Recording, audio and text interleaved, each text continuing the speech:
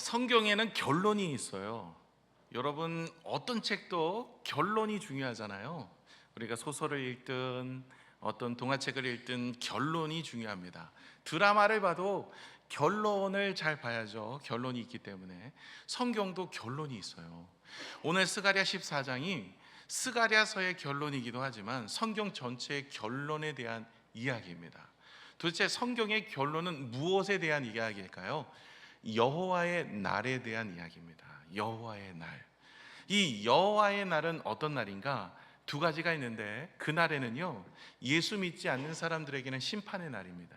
주님이 오실 때 그 죄값은 정죄함으로 갚아야 되기 때문에 주님의 심판의 날이에요. 또 하나는 무엇이냐면 구원의 날이기도 합니다. 우리 예수 믿는 사람들은 은혜가 있고 기쁨이 있고 회복이 있고 구원이 있습니다.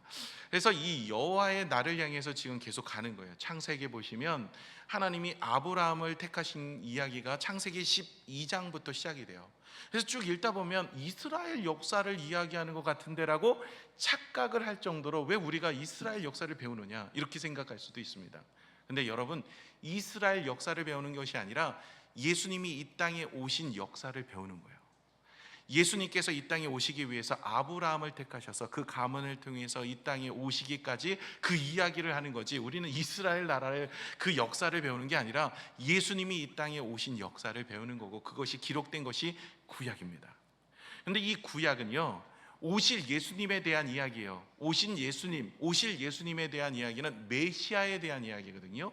메시아라는 뜻 자체가 구원자, 하나님이 기름 부어 세우신 자다라는 의미를 가지고 있어요. 그 메시아는 히브리어고요, 헬라어로 넘기면 그리스도라는 뜻입니다. 그래서 이 메시아는 하나님께서 우리에게 은혜를 주시고 힘을 주셔서 우리의 인생을 회복하시는 놀라운 축복과 은혜를 갖고 있는 것이 바로 이 여호와의 날에 대한 이야기예요.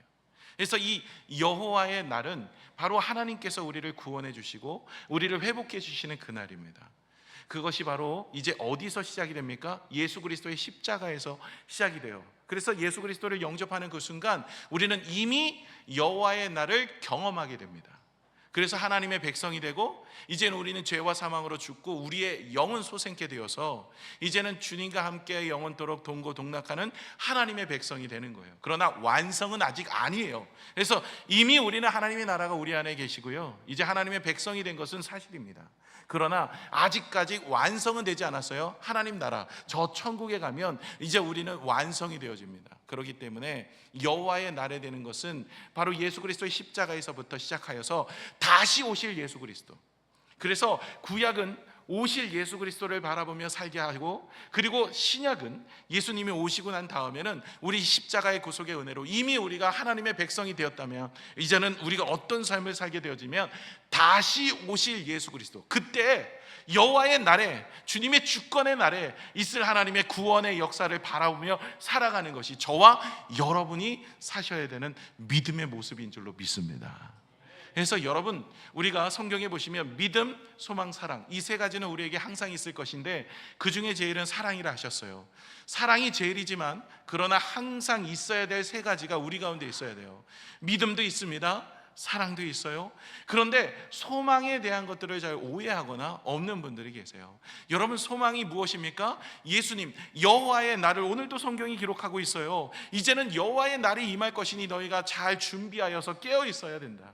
그날에는 우리가 어렵고 힘들 때가 오게 되어지고 믿음이 흔들릴 때가 되어진다. 그러니 너희가 늘 깨어서, 마태복음 25장에 보면 슬기로운 다섯 처녀와 미련한 다섯 처녀에 대한 비유가 나오는데, 그 열 처녀의 비유처럼 우리가 성령 충만함을 준비하여서, 성령의 기름을 준비하여서 깨어있는 신앙, 마지막이 보면 올수록, 그날이 가까우면 가까울수록 더욱더 모이기에 힘써서 하나님을 예배하고 하나님을 찬양하고 더 기도하여서 하나님 앞에 깨어있는 신앙이 되어서 여호와의 날을 준비하는 자가 되어라. 이것이 소망이에요. 그날에 주님이 나를 회복하시고 그날에 나의 인생이 회복되어지는 것, 이것이 소망이거든요. 근데 많은 이들이 이 소망을 어디에다 초점을 맞추고 있냐면 이 땅의 소망에 초점을 맞추고 살아가는, 또 그렇게 신앙생활 하시는 분들이 계세요. 유대인들이 그랬거든요. 예수님이 오셨는데 예수님이 메시아이심에도 불구하고 깨닫지를 못합니다. 성경에 분명히 예수님의 행적과 모습들을 기록해 놓았고 그분이 오셔서 그 모습들을 보여주시고 표적으로 나타내 보였지만 그들이 믿으려고 하지 않았어요. 외면했습니다. 그들의 기대는 무엇입니까? 하늘의 소망이 있는 것이 아니라 여호와의 날에 주님이 나를 구원하셔서 영원한 생명을 주신 그것에 초점이 있는 것이 아니라 이 땅에 초점이 있었어요. 그래서 똑같은 구약의 성경을 저희와 같이 보고 있는 유대인들이 여전히 예수님을 영접하지 않고 지금도 통곡의 벽, 서쪽 벽을 바라보면서 뭐를 하고 있어요? 메시아를 보내달래요. 여러분, 유대인들은 예수님 안 믿습니다. 예수님을 그냥 선지자로만 지금도 여깁니다. 지금 이스라엘이요. 유대인들은요, 지금도 구약만 보고 있어요. 신약 안 봅니다. 그들은 우리랑 똑같은 구약의 성경을 보고 있지만 예수님을 바라보지를 못했어요. 영적인 눈이 열리지 않은 거예요. 예수님을 바라보면서 구원의 역사, 은혜, 하나님의 백성이 주신 주의 말씀을 깨닫지 못하고 그저 자신의 소망이 어디 있었습니까? 다윗과 같은 성군이 오셔서 우리를 복되게 하고 행복하게 하고 기쁘게 하고 즐겁게 하는 그런 인생으로 살아가게 하기를 원한더라 하는 것입니다. 저와 여러분의 인생이 어디에 초점을 맞추며 우리가 신앙생활을 하셔야 할까요? 여호와의 날 예수 그리스도를 바라보며 믿음으로 살아가는 저와 여러분의 인생이 되시기를 축원합니다.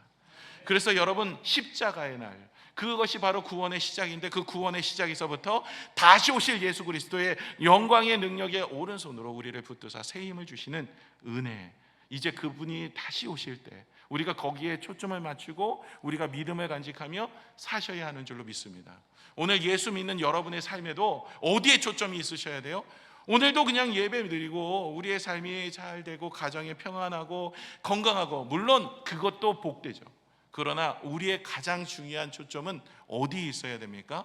바로 예수 그리스도로 인하여 다시 오실 예수 그리스도, 그것을 열망하며 바라보며 깨어있는 믿음의 모습이 되셔야 할 줄로 믿습니다. 그래서 여러분, 우리가 잘 준비하셔야 돼요. 마지막 때가 가까울수록 우리가 더욱더 모이기에 힘쓰라 그랬어요. 더욱더 하나님을 바라보며 예배하며 우리가 주님을 찬양하며 더 하나님을 의지하라고 말씀하십니다. 왜 그럴까요? 세상은 우리를 현혹하여서 넘어뜨리려고 하기 때문에 그래요. 사단이 역사하기 때문에 그렇습니다. 주님 오시는 그때가 더 어두워요. 주님 오시는 그때가 더 힘들어요. 정말 이 시대가 점점 주님이 오시는 날이 성경에 기록되어 있는데 그 성경에 기록되어 있는 날과 같은 모습들이 점점 가까우고 있다는 사실입니다. 저와 여러분이 이렇게 주님의 날이 가까울수록 준비하는 인생이 되셔야 돼요. 여러분, 노후 다 준비하셨어요? 노후 준비. 노후가 무슨, 그래요, 저 뭐 물질을 준비하거나 뭐 나른 건강을 준비하거나 뭐 이렇게 준비하셔서 나중에 저희가 나중에 늙어지면 이렇게 살아야 되겠다 준비를 하시죠. 근데 여러분, 왜 노후는 준비하시면서 죽음은 준비하지 않으세요?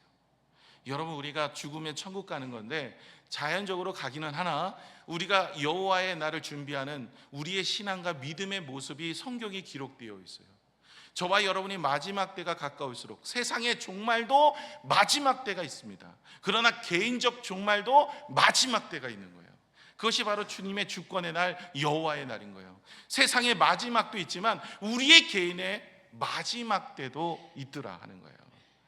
여러분, 오늘도 거울 보고 오셨죠? 네, 이렇게 물어보면은 뜨끔하세요. 예, 거울 보고 다 오셨죠? 어떠세요? 여러분, 거울 보시는 여러분의 얼굴이 점점 나이가 들어가고 있더라는 거예요. 저도 깜짝깜짝 놀래요. 제 모습을 많이 늙었다.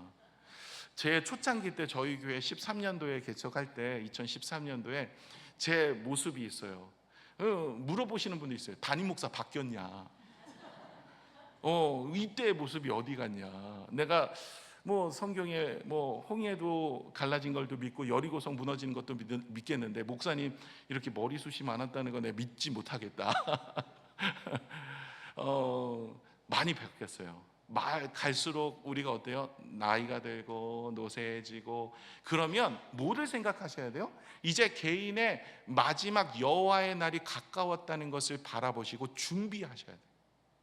세상도 종말의 때가 가까운 것을 성경은 이야기하고 있어요. 그때가 가까울수록 더 모이기 힘쓰라는 얘기는 뭐예요? 모이지 않는다는 얘기예요. 더 기도가 안 되고 예배도 안 되고 우리가 교제도 안 되고 나눔도 안 되는 그 시대가 다가올 텐데, 소돔과 고모라보다 견디기 어려운 시대가 다가올 텐데, 그때 더욱더 모여서 뭐를 하라고요? 성령 충만함을 구하고 은혜 가운데 서시며 하나님의 말씀으로 일어나는 믿음의 모습이 저와 여러분 안에 있어야 합니다.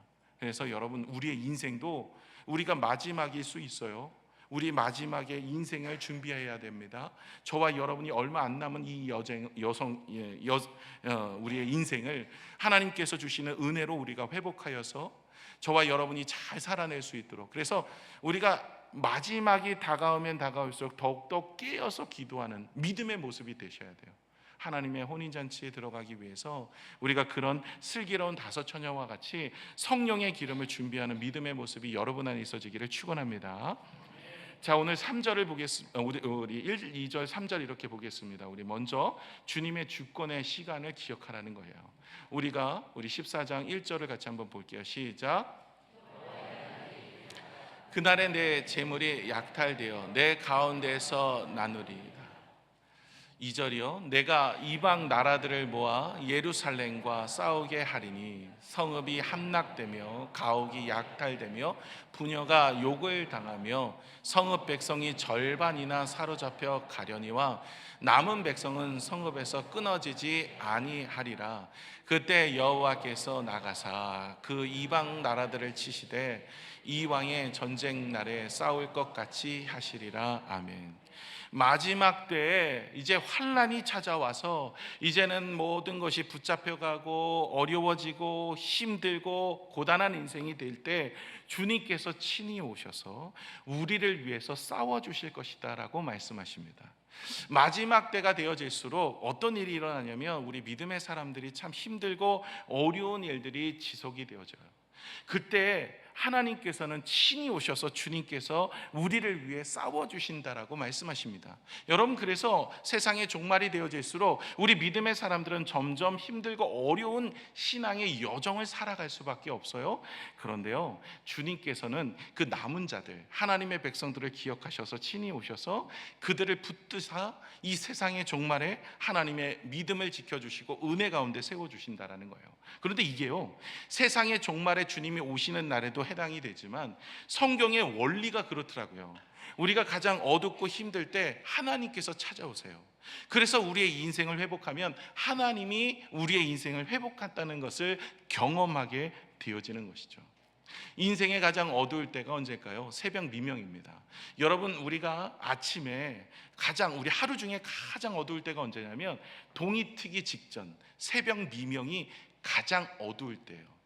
여러분, 예수님께서 이제 오병이어의 기적을 일으키시고 제자들에게 말씀하세요. 너는 갈릴리 바다를 건너서 가라. 나는 이제 기도하러 가겠다. 그래서 예수님의 제자들이 이제 갈릴리 바다를 건너가고 예수님이 기도하러 올라가셨어요. 가다가 풍랑을 만났습니다. 풍랑을 만나서 거의 죽다가 살아납니다. 그럴 때 예수님이 언제 오셨습니까? 그들의 무리를 걸어서 언제 오셔서 새벽 미명에 오신 거예요. 특별한 영적인 의미가 있는 거예요. 그들이 정말 열심히 노를 젓고 힘을 썼지만 풍랑 가운데 어찌할 바를 모르고 있는 그때, 그때 새벽 미명에 주님이 오세요. 좀 빨리 오셨으면 얼마나 좋았을까? 하지만 새벽 미명에 오셔서 그들을 건지시고 그들을 이끄시고 그들을 회복하십니다. 이건 영적인 의미가 있어요. 우리의 삶의 모든 것이 좋을 때는 하나님이 좋은 것을 주셨다고 우리는 감사하거나 하나님을 경험하지 못하는 경우가 많습니다.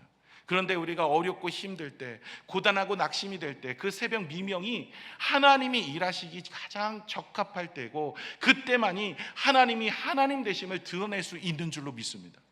내 힘으로 하고 내 노력으로 하고 내 능력으로 하면 하나님이 해주셨다고 생각을 잘 안 해요. 오늘도 영상을 통해서 이영표 선수가 수비였지만 그가 이제 그 네덜란드 유럽 쪽으로 진출하게 되었습니다. 자신이 키가 크고 등치가 좋고 그리고 수비를 잘하고 있는 능력이 있는 사람이라면 내가 했다라고 생각할 수 있을 거예요. 자신은 초라하고 부족하고 연약한데 하나님께 기도했더니 하나님께서 그 길을 열어주셨어요. 그래서 누구보다도 하나님이 하셨음을 체험하게 되어지는 거예요. 여러분, 성경의 원리들이 그러더라고요. 출애굽할 때도 마찬가지입니다. 이스라엘 백성들이 출애굽을 할 때가 애굽에 들어간 지 400년이 지나고 난데 야곱과 그의 가족들 70명이 애굽에 들어갔어요. 그리고 400년이 지났습니다. 정말로 하나님이 나의 인생에 외면하고 모른 척하는 것 같아요. 그리고 종살이하던 그 인생, 그때 비로소 하나님께서는 그들을 찾아오셔서 모세를 통해서 그들을 출애굽을 하게 하셨습니다. 그제서야 하나님께서 역사하셔서 그들의 인생을 붙드신 거예요. 모세도 마찬가지였습니다. 그의 나이 80세였어요. 하나님 앞에 그는 어렸을 때 부모에게 자신이 왜 부름받았는지, 어떻게 부름받았는지를 깨닫고 알게 되었어요. 이제는 히브리 백성들을 위해서 어떻게 해야 될지를 그는 알고 다짐하고 있었는데 아무런 하나님의 역사가 없었어요. 그의 나이 80세가 될 때까지. 그렇게 미디안 광야에서 죽어 지내고 있었던 그 모세를 하나님은 호렙산에서 그를 부르시고 그를 향하여 나아가게 하십니다. 그가 가지고 있었던 것은 이제는 왕실에 있었던 능력과 힘이 있었고 젊었을 때 그 패기가 있었던 것이 하나도 없습니다. 지금 가지고 있는 것은 오직 지팡이 하나였어요. 근데 하나님께서는 그 모세의 지팡이를 통해서 놀라운 일들을 하고 놀라운 일들을 이루어 가시는 거예요. 가장 인생이 암울할 때, 가장 인생이 저물어갈 때 하나님은 역사하시는 것을 보여주고 계세요. 아브라함도 마찬가지입니다. 75세에 하나님이 부르셨고 그에게 약속한 아들은 100세였었어요. 100세에 이삭을 주신 거예요. 아내가 경수가 끊어지고 더 이상 가능성이 없는 그때에 하나님이 하나님 되심을 증거하며 보여주신 것을 보게 되어집니다. 아니 75세 그때 그냥 하나님이 떠났을 때 보여주셨으면 얼마나 좋아, 그때 아이를 주셨으면 얼마나 좋아 하는데 하나님은요 자신이 하나님 되심을 보여주시기 위해서 100세 아들을 허락하여 주십니다. 요셉도 마찬가지였어요. 요셉이 어렸을 때 꿈을 이룰 때도 마찬가지예요. 요셉이 어렸을 때 좋았을 때 그때 이루지 않으셨더라고요. 보디발 장군의 집으로 팔려가고 그리고 종살이 하다가 감옥에 들어가서 가장 암울할 때, 소망이 없을 때, 빛이 들어오지 않은 그 감옥 속에서 그제야 하나님께서는 요셉을 들어서 사용하시더라는 거예요. 다윗도 골리앗을 쓰러뜨릴 때 그가 승승장구할 때 아니었었어요. 다윗이 왕이 될 때는 그의 인생이 20년간 쫓기다가 도망자의 인생으로 살다가 그렇게 왕이 되었던 거예요. 제자들도 마찬가지였습니다. 제자들도 그 예수님이 십자가에 달려 돌아가실 때 다 도망가 버렸어요. 그리고 다시 갈릴리 바다에 있을 때 주님은 그를 다시 찾아가셔서 그에게 사명을 주신 거예요. 마지막 때가 되어졌을 때도 이런 역사가 일어나기도 하지만 우리의 인생에도 어둠이 가장 짙어질수록 하나님이 오실 날이 더 가까웠음을 여러분 기억하셔야 돼요. 하나님의 응답이 가까웠음을 기억하셔야 됩니다. 저와 여러분이 주권의 시간이 언제예요? 이것이 여호와의 날이에요. 세상에 하나님께서 임하실 그날도 있지만 우리가 성경의 원리를 보면 우리가 가장 힘들고 어려울 때가 바로 하나님이 일하실 때예요. 가장 어두울 때가 빛의 두각을 나타낼 때예요. 근데 그때는요 내가 하는 것이 아니라 주님이 하신대요. 여러분 많은 생각을 하실 거예요. 하나님 나에게 능력도 없고요 힘도 없고요 이제는 아무것도 없어요. 여러분 이때가 하나님이 하실 때인데 여러분을 통해서 일을 하시기도 하지만 하나님이 직접 개입하십니다. 오늘도 하나님이 직접 싸우신다라고 이야기해요. 자 여러분 이스라엘 백성들이 400년 만에 홍해를 건너게 되었어요. 출애굽을 하게 되었습니다. 홍해 앞에 섰는데 홍해는 앞에 있고 애굽의 군사는 뒤에 쫓아옵니다. 진퇴양난이에요. 앞으로도 못 가고 뒤로도 못 가. 이제 다 죽게 생긴 거예요. 이때 백성들이 하나님을 원망합니다. 하나님 우리가 지금 다 죽게 생겼습니다. 하나님께서 우리를 출애굽을 할 때 우리의 무덤이 거기 없게 여기로 데리고 나와서 다 죽게 하시려고 하십니까? 하나님을 원망하고 불평했어요. 그럴 때 모세가 하나님 앞에 응답을 받고 내려와서 모세가 이렇게 이야기합니다. 너희는 가만히 있어. 하나님이 행하실 일을 보라. 하나님이 어떤 일을 하셨어요? 홍해를 가르시고 그 길을 만드셔서 그들을 이끌어내시고 그리고 그곳에 애굽의 군사들이 쫓아올 때 하나님께서는 수장을 시켜버렸어요. 여러분 하나님이 하신 거예요. 광야에서도 그들이 40년 동안 있으면서 그들이 한 게 뭐 있어요? 없어요. 그들이 뭐 김을 맸어요. 씨를 뿌렸어요. 농사를 지었어요. 뭐를 했습니까? 아무것도 없어요. 하나님이 만나와 메추라기를 주셨어요. 구름 기둥과 불 기둥을 허락하여 주셨어요. 발이 부르트도록 하나님께서는 부르트지 않도록 보호하여 주셨어요. 아말렉과의 전쟁에서도 하나님 앞에 손을 올리고 기도했을 때 하나님이 승리를 주셨어요. 그들의 능력이 아니었어요. 하나님께서는 그와 같은 은혜를 주셨습니다.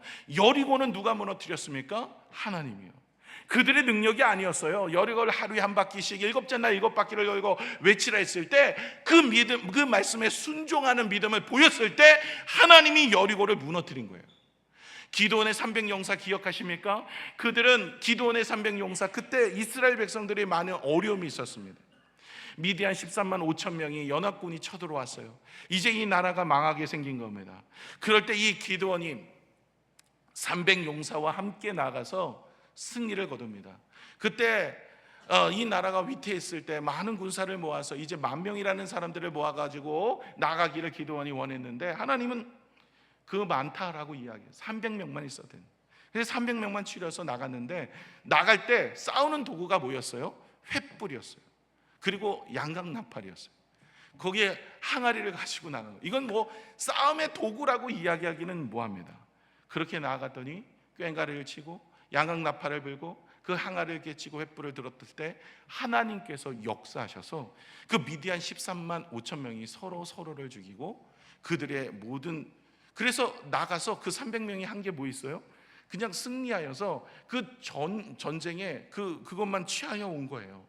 히스기야도 마찬가지였어요. 아수르의 사내림이 쳐들어왔을 때 그때는 18만 5천 명이었어요. 예루살렘 말고는 다 포위됐습니다. 벌써 북이스라엘은 멸망을 했고요, 아수르에게. 이제 남쪽도 예루살렘만 남고 다 포위됐어요. 끝난 겁니다. 그럴 때 히스기야가 눈물로 금식하여 기도했어요.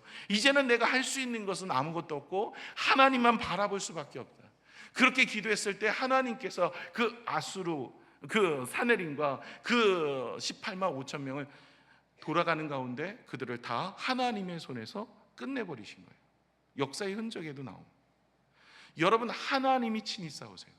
하나님이 역사하십니다. 언제요? 가장 암울할 때, 가장 힘들 때, 가장 어려울 때 하나님께 나아가는 자는 하나님께서 그들이 친히 싸우셔서 그들을 이끌어 가십니다. 오늘 13절을 같이 한번 볼까요? 13절은 이렇습니다. 시작. 그날에 여호와께서 그들을 크게 요란하게 하시리니 피차 손으로 붙잡으며 피차 손을 들어 칠 것이며.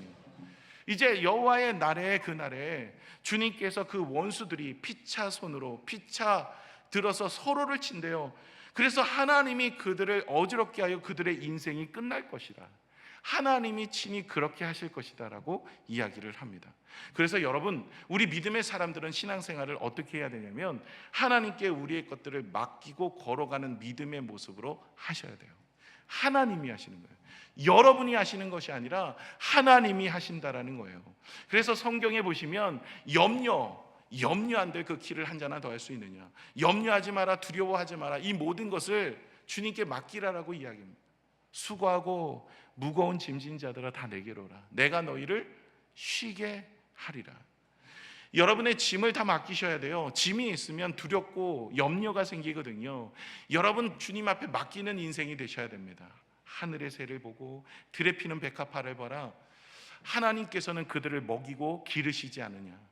그들이 뭐 길쌈도 하지 않고 거둬들이지 않지만 하나님이 먹이시는데 하물며 너희가 뭐냐, 악한 자도 좋은 것을 자녀에게 준다. 하나님께서 너희에게 더하여 주실 것이다. 그러니 믿음의 사람, 하나님의 백성들은 우리의 인생을 살아갈 때 염려하고 걱정하고 근심하며 살아가는 인생이 아니라 주님을 바라보며 살아가는 인생이 되라고 주님은 우리에게 말씀하여 주시는 줄로 믿습니다. 그래서 여러분의 인생, 염려하고 걱정하는 것이 아니라 주님께 맡기고 가는 인생이어야 돼요. 하나님이 우리의 염려, 우리의 무거운 짐을 다 하나님께서 해결하여 주실 줄로 믿습니다. 그래서 여러분, 염려가 있을 때, 걱정이 있을 때 어떻게 해야 됩니까? 주님께 맡겨야 돼요. 맡기는 게 뭘까요? 기도하는 거예요. 하나님께 기도하는 거예요. 여러분, 오늘 영상을 통해서 이영표 선수가 유럽으로 가고 싶은 마음이 있었습니다. 자신의 앞날에 대한 염려와 걱정이죠.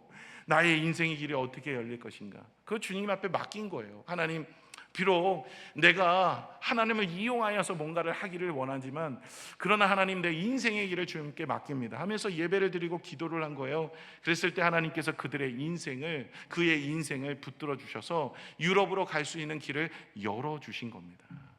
여러분, 우리도 문제가 있어요. 자녀의 문제가 있을 수 있고, 사업의 문제가 있을 수도 있고, 우리의 인생에 건강의 문제가 찾아올 수도 있고, 부모 때문에 혹은 여러 가지 관계 때문에 어려운 문제가 있을 수 있어요. 여러분의 힘으로 풀려고 하지 마세요. 주님 앞에 나와서 주님을 의지하면 하나님께서 우리의 문제를 해결하여 주시는 줄로 믿습니다. 오늘도 여호와의 날 마지막 때도 주님께서 싸워서 그날의 원수들을 제거하고 우리를 구원해 주실 것을 말씀하시지만, 이 원리는요, 우리의 인생의 여정 속에서도 여전히 일어나는 원리예요. 우리가 예수님을 믿고 예수님을 의지하며 살아가는 인생에는 이미 내 안에 천국이 들어와 있거든요. 아직 완성은 되지 않았지만 하나님의 통치가 내 안에 있거든요. 하나님의 주권을 의지하며 살아가는 인생은요, 이제 누가 싸워주시냐면 하나님이 친히 싸워주셔서 우리를 승리하게 하시는 줄로 믿습니다. 그래서 여러분, 힘들고 어려울 때 교회 나오셔서 기도하셔야 돼요. 요즘 금요 기도회가 점점 줄고 있어요. 7월 때까지 많이 나오셨거든요. 8월 9월이 되니까 점점 줄어들고 있어요. 여러분, 열심을 내셔서 금요 기도회도 좀 나오시고요, 새벽 기도회도 좀 나오시고요, 그리고 주일 예배도 좀 더 여러분께서 오늘도 3부 예배도 있고 하니까 또 3부 예배도 나오셔서 또 하나님을 예배하고 또 하나님을 기도하고 하나님께 기도하고 여러분 하나님 붙잡고 살아가는 인생이 되세요. 하나님이 여러분의 인생을 붙들어 주셔서 여러분을 붙잡아 주셔서 친히 하나님이 그 문제를 해결하여 주실 줄로 믿습니다. 여러분, 세상에 종말이 다가올 때 그것이 여호와의 날이거든요. 다시 오실 예수 그리스도, 이제 그때는 완성이 되어요. 예수 믿지 않은 사람들은 심판을 당하여 불못에 들어가지만 우리 믿음의 사람들은 슬픔과 고통을 주님께서 씻어주시고 저 천국으로 우리를 인도해 주시는 그날이 바로 여호와의 날입니다.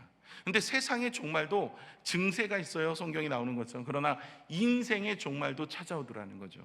인생 개인적 종말, 그것이 바로 어떻게 보면 하나님의 주권의 때가 이제 임하여지게 되어질 그때 저와 여러분이 졸며 자고 있는 인생이 아니라 깨어서, 영적으로 깨어서 성장하여서 성숙하여서 하나님 앞에 기쁨이 되어지는 믿음의 모습이 되셔야 할 줄로 믿습니다. 그래서 천국에 가게 되어지면 이 땅의 슬픔이나 고통이나 아픔이나 걱정이나 근심 다 사라집니다. 여러분, 이 땅에서요, 아무리 응답을 잘 받아서 부자가 되고 사업이 잘 되고 건강을 찾아도요, 다시 우리는 죽음 앞에 놓이게 돼요. 나사로가 살아났잖아요. 지금도 살아있나요? 예수님이 2000년 전에 수많은 병든 자들을 살리셨어요. 고치셨어요. 회복하여 주셨어요. 그들이 지금까지 있었나요? 아니요. 그들이 놀라운 역사와 능력으로 회복이 되었지만 그들의 인생은 계속 그 인생으로 살 수는 없어요. 이 땅에 사는 동안에 우리가 하나님이 주신 축복으로 우리의 사업이든 가정이든 여러분의 기도든 응답은 받을 수가 있습니다만은, 여러분, 우리가 천국의 소망을 두고 살아가는 인생이 되셔야 돼요. 이 땅의 삶은 아무리 많은 것을 받고 아무리 많은 것을 누리고 아무리 많은 것을 가져도요, 그것이 전부가, 그것은 다 쓰러지고 넘어질 인생이에요.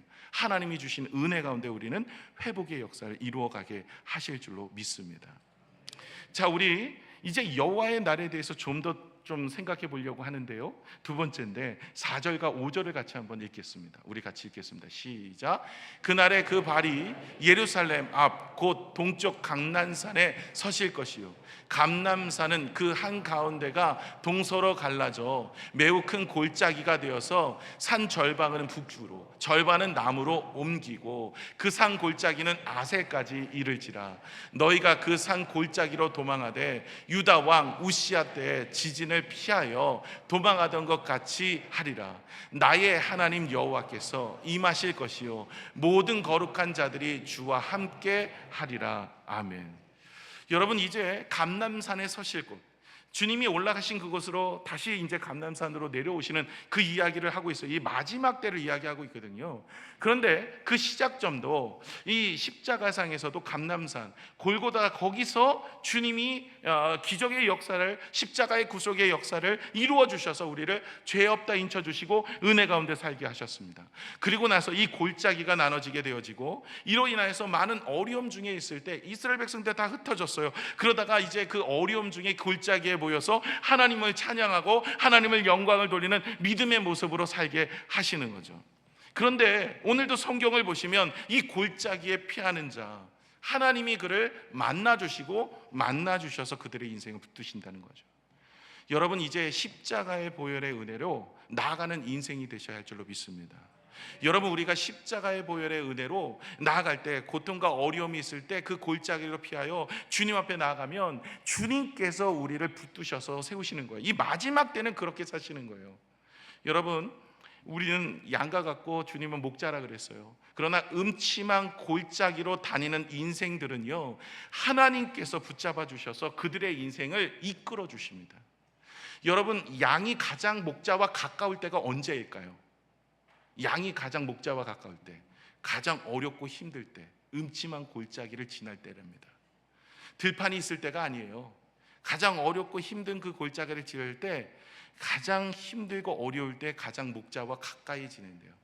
여러분, 하나님은 왜 어려울 때 오실까요? 왜 힘들 때 오실까? 가장 암흑길 때 우리에게 찾아오실까? 그때가 가장 하나님과 가까워지기 때문에 그래요. 하나님의 백성들을 하나님께서는 어렵고 힘들수록 더욱더 기도하고 하나님을 바라보며 나아가면서 하나님과 가까운 그 관계 속에서 우리를 붙드셔서 새 힘을 주시기 위해서 하나님은 그렇게 하시더라는 거죠. 오늘 8절에 보시면 이제 예루살렘에서 생수가 난대요. 그날에 생수가 예루살렘에서 솟아나서 절반은 동해로 절반은 서해로 흐를 것이다. 이제 예수 그리스도로 인하여서 이제 하나님의 생명수가 흘러나가는 거예요. 요한복음 7장에 보시면 누구든지 목마르거든 내게로 와서 마시라. 주님은 생수라라고 이야기합니다. 여러분, 주님이 생수가 되어주세요. 생명수가 되는 겁니다. 이것은요, 예수님의 하나님이 나의 생명이고 은혜라는 뜻이에요. 여러분, 주님을 바라보고 주님을 의지하는 인생, 거기에 생수가 있는 거예요. 거기에 생명이 있는 거예요. 거기에 은혜가 있는 줄로 믿습니다. 우리의 인생에 어려움이 있을 때 피할 곳이 어디일까요? 우리가 가장 어두울 때 예수 그리스도의 십자가를 붙잡은 인생이 되셔야 됩니다. 사람 쫓아다니고 세상의 방법을 따라다니고 어떻게 해서든지 내 문제를 해결하려고 이런저런 모양으로 하지 마시고, 여러분의 성경에서 우리에게 이야기하세요. 마지막이 될수록 어렵고 힘든 일들이 너의 삶 속에 찾아올 때 너희는 주의 십자가를 바라보고 주의 십자가의 생명의 은혜를, 그 복음의 은혜를 붙잡고 우리가 살아가야 된다라고 이야기합니다. 여러분, 성경에 아브라함, 야곱, 요셉, 다윗 한번 보세요. 아브라함, 그리고 야곱, 요셉, 다윗, 이 사람들이 뭐 특별한 게 있었습니까? 이 사람들 믿음의 성공자들, 믿음의 아름다운 역사가 일어났던 사람들의 특징을 보시면 하나같이 하나님 붙잡고 살아가는 인생이었어요. 아브라함도 뭐 있었나요? 특별하게 잘하는 게요? 기술이 있었습니까? 능력이 있었습니까? 힘이 있었습니까? 그저 한 것은 하나님을 제단을 쌓고 여호와의 이름을 부르고 예배하고 기도하고 하나님의 뜻을 따라 살아가는 인생이었어요. 하나님 붙잡고 살아가는 인생이었어요. 야곱도 보세요. 그의 인생이 하나님 붙잡고 살아가는 인생이었습니다. 라반의 집으로 도망가요. 아무것도 없는 인생이었지만 하나님 붙잡고 살아갔더니 하나님께서 그 인생을 붙들어 주시고, 요셉도 마찬가지입니다. 그의 인생 자체가 아무것도 아니었고 감옥에 들어가서 누명 쓰고 그렇게 죽어가는 인생이었지만 하나님 붙잡고 살아갔더니 하나님이 그의 인생을 쓰신 거예요. 다윗도 마찬가지입니다. 아무것도, 아버지 이새까지도 다윗을 인정하지 않았던 아이였어요. 그런데도 하나님 붙잡고 살았더니 하나님이 그의 인생을 세워주신 거예요. 모든 생명도 십자가에서 나오지만 우리의 인생이 가장 어두울 때 우리의 회복도 십자가에서 나오는 거예요. 여러분, 어렵고 힘들 때 예배, 그리고 기도, 하나님께 말씀, 이것을 여러분 놓지 마세요. 이제 세일의 밤기도에도 있고요. 여러분 예배도 여러분에게 열려있는 예배들이 참 많잖아요. 여러분 힘들 때일수록 더 예배 나오셔야 돼요. 더 힘들 때일수록 기도하셔야 돼요. 더 힘들 때일수록 주님의 말씀을 사모하셔야 돼요. 그곳에서 생명이 나게 되어지는 거예요. 여러분, 하나님이 하시는 거예요. 여러분이 그 문제를 해결하려고 하지 마시고 하나님이 그 문제를 해결할 수 있도록 여러분께서 주님 앞에 나와서 이 시대 말에 우리가 이미 내 안에 천국이 임하였지만 아직 완성이 되지 않았는데 그 모든 것들을 하나님이 주신 은혜로 회복함을 경험하는 믿음의 모습이 여러분 안에 있어지기를 축원합니다. 이제 마지막으로 세 번째가 이제 9절인데요. 이제 그 본문이 오늘 말씀입니다. 이제 주님이 다시 오실 그날에는 완성된 하나님의 나라가 임하게 되어집니다. 그때는요, 이제 하나님의 통치가 임하고 이제는 오직 하나님이 한 분이시고 오직 하나님만이 영광을 받으실 그날이 오게 되어지는데요. 9절을 같이 보시면 여호와께서 천하의 왕이 되시리니 그날에는 여호와께서 홀로 한 분이실 것이요 그의 이름이 홀로 하나이실 것이라. 근데 여러분, 이게 앞으로 이루어질 일이기는 하지만 이 일은 벌써 여러분의 마음에 임하였어요. 저와 여러분의 마음속에 무엇이 임하였습니까? 바로 예수 그리스도가 나의 구세주이시고 하나님은 나의 하나님이 되심을 고백하면서 우리는 하나님의 백성으로 살아가는 거예요. 앞으로 이루어질 일이지만 그러나 우리의 삶 속에서도 하나님의 영광, 하나님의 나라를 위해서 힘쓰는 믿음의 모습이 우리 가운데 있을 때 하나님은 영광을 받으시는 줄로 믿습니다. 오늘 20절을 같이 한번 볼까요? 20절에는 마지막 때 이렇게 이야기해요. 그날에는, 여호와의 날, 마지막 때 주님이 다시 오실 그날에 이제는 그날에는 말방울까지 여호와께 성결이라 기록될 것이다. 여호와께 성결이라는 이 말은요, 코람데오라는 뜻입니다. 이게 어디 쓰여졌던 이야기예요? 이건 제사장이 이마에 그 머리의 관 앞에 코람데오라고 써서 늘 이제 거울을 바라볼 때마다 여호와께 성결이라는 거룩함을, 구별됨을 그렇게 강조하며 바라보며 살기를 원하여서 하나님은 그렇게 기록하라고 하셨어요. 여러분, 말방울까지도, 하찮은 것까지도요, 하나님의 거룩함과 구별됨과 하나님께 영광을 돌리는 그런 놀라운 일들이 일어나게 될 것인데, 그러나 그러기 전에도 오늘도 저와 여러분의 인생, 하나님의 주권 안에 살아가는 인생이 우리의 말이나 우리의 생각이나 우리의 가정이나 우리가 섬기는 교회나 아니면 우리의 사업이나 우리의 모든 내가 있는 자리가 하나님의 나라, 하나님의 주권이 임할 수 있는 그런 놀라운 일들이 우리 가운데 일어날 수 있도록 우리가 힘쓰고 노력하는 믿음의 모습이 되셔야 할 줄로 믿습니다.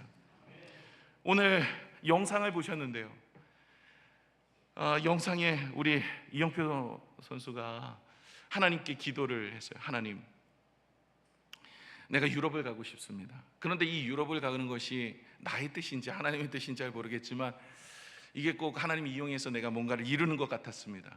그런데 나는 유럽 가고 싶습니다. 하나님께 간절히 기도했어요. 저는 이 이영표 선수가 야곱과 같아요. 야곱이 어떻습니까? 그는 장자권이 없었어요. 그는 둘째로 태어났기 때문에 장자였던 에서가 장자의 축복을 받고 하나님의 계보를 이어가게 되었습니다. 그런데 이 야곱이 그 장자의 축복을 얼마나 갖고 싶었었는지 아버지 이삭도 속이고 형 에서도 속이면서 그 장자를 팥죽 한 그릇 사옵니다. 그리고 하나님께 기도합니다. 하나님, 나에게 이 장자의 축복을 허락하여 주시옵소서. 그가 속여서까지 그 장자의 축복, 바른 모습은 아니죠. 그런데 그의 기도와 그의 간구를 하나님이 들으셨어요. 그래서 이 야곱과 내가 너와 늘 함께 할 것이다 라고 말씀하시고, 그가 약복강에서 기도할 때, 약복강에서 마지막 그가 라반의 집에서 20년 동안 헌신하다가 돌아올 때 형 에서를 만나면서 약복강에서 기도할 때가 있었죠. 그때 하나님 앞에 천사와 씨름하면서 하나님 복을 주시지 않으면 나는 놓지 않겠습니다 했을 때 그 야곱이 환도뼈가 부러지면서까지도 하나님을 놓지 않고 붙잡으며 하나님의 축복과 은혜를 구하며 살았던 인생이에요. 자신의 여태까지 내가 살았던 건 내 지혜, 내 힘, 내 능력, 이거 다 내려놓습니다. 이제 주님이 나를 축복해 주시지 않으면 내가 놓지 않겠습니다, 이런 마음으로 기도했어요. 그럴 때 그의 이름이 바뀌었어요. 야곱에서 이스마엘로 바뀌었어요. 이스라엘로 바뀌었어요. 그 이스라엘이 오늘 이스라엘의 나라를 만든 거예요. 그 이스라엘이에요.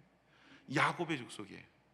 에서가 아닙니다. 에서는 하나님의 축복을 팥죽 한 그릇에 팔았어요. 그러나 야곱은 하나님 앞에서 믿음으로 나아갔고 하나님의 은혜를 사모하면서 했어요. 저는 여러분의 모든 삶의 모습 속에 또 기도의 내용까지도 여러분, 비록 내가 원하고 내가 바라고 내가 간구하는 내용이지만 이것도 하나님의 영광을 위해 쓰임 받기를 원합니다. 오늘 이 야곱도 그랬고 오늘 이영표 선수도 그랬어요. 내가 유럽으로 가는 건 내 성공을 위해서 가는 것 같지만 하나님, 내가 이렇게 기도하지만 하나님께서는 이 연약함을, 이 부족함을, 나의 이 부족한 기도의 제목도 주님이 손으로 바꾸셔서 하나님의 영광을 위해 쓰시더라는 거예요. 그곳에 가서 한인교회를 세우게 하시고 하나님의 놀라운 일들을 일어나는 거예요. 저는 여러분이 이런 열정과 열심이 있었으면 좋겠습니다. 하나님 앞에서 이 시대 말에 여호와의 날이 가까울수록, 내 개인적 여호와도 날도 가깝고 시대의 여호와의 날이 가까울수록, 마지막이 가까울수록 우리가 깨어서 기도하고 성령 충만하여서 하나님 앞에 열정과 열심으로, 하나님, 내가 주님의 나라를 위해서, 하나님 영광을 위해서, 주님의 일들을 위해서 내가 이렇게 살아가기를 원합니다. 저와 여러분이 이런 결단으로 기도하셔서 연합하여 선을 이루시는 하나님, 우리의 부족함을 선으로 바꾸시는 하나님의 놀라운 은혜가 여러분 안에 있었으면 참 좋겠습니다. 여러분, 그런 열망이 여러분 안에 있어서 이 시대 말에 우리의 연약하고 부족한 인생이 우리의 마지막 때 여호와의 날에 하나님을 소망하는 인생이 하나님 앞에 쓰임받아 하나님 앞에 기쁨이 되어지고, 내가 싸우는 것이 아니라 하나님이 친히 싸우셔서 우리의 인생의 모든 문제를 해결하여 주시고, 우리의 삶은 벌써부터 천국에 들어가진 않았지만 내 마음이나 내 환경은 벌써 하나님의 주권이, 하나님의 영광이, 하나님의 성결이, 거룩함이 드러내는 아름다운 모습이 되어지기를 소망합니다. 그래서 결단하십시오, 여러분. 이제 내 남은 여생 얼마 안 남았는데, 이제 죽음을 준비하는 내 마음 속에서, 내 삶 속에서 더욱더 기도에 힘쓰고, 더 예배에 힘쓰고, 더 말씀에 힘쓰는 여러분 되세요. 그렇잖아요. 아니, 젊었을 때는 일하는 것 때문에 바빠서 교회를 못 나오고, 연세가 드시면 이제 건강 때문에 힘들어서 못 나오고, 언제 나오실 거예요? 여러분, 지금 나오셔야 되는 거예요. 그냥 바빠도 나오고, 때를 얻든지 못 얻든지 전도에도 힘쓰지만, 때를 얻든지 못 얻든지 모든 것, 먹든지 마신지 뭐든지 하나님 영광으로 하는 인생이 되셔야 되는 거예요. 그래서 교회를 나오는 것도 은혜 가운데 나오시고요. 정 안 되시면 여러분이 있는 자리에서 무릎을 꿇고 기도하시고, 늘 하나님의 말씀을 읽고 묵상하시고, 그 말씀에 은혜가 되었다면 그 말씀대로 살아가시고, 그 말씀을 따라서 믿음으로 고백하는 여러분이 되시기를 축원합니다. 기도하겠습니다.